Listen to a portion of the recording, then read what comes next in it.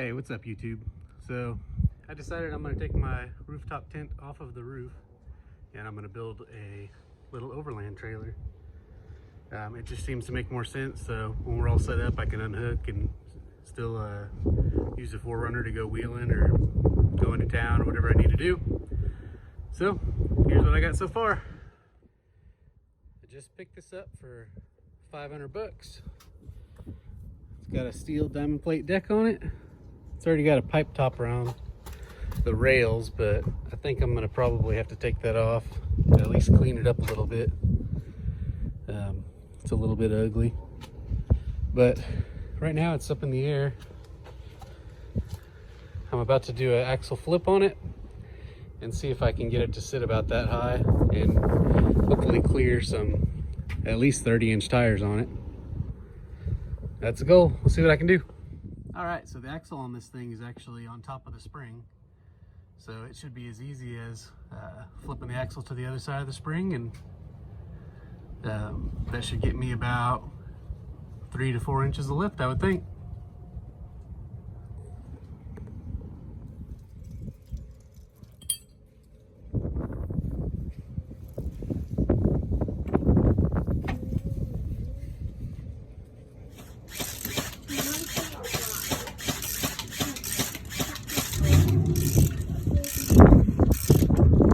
Well, I think I tightened it a little too much.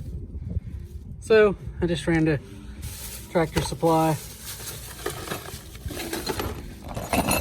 And they got new ones on the shelf. So I'm gonna swap those out, probably put some black paint on this axle and get her put back in.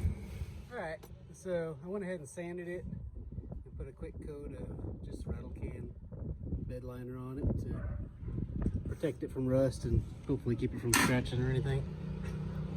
Should be much better looking than it was. I did the springs also. All right, so step 1 is done. Axle's painted, springs are painted, new U-bolts, and I flipped the axle, so we got about 3 to 4 inches of lift. I'm gonna get out from under here and I'll show you how much it came up. All right, so we definitely got a gap in the fender now. Should be able to fit at least a 30-inch all-terrain on it, and that should get me by.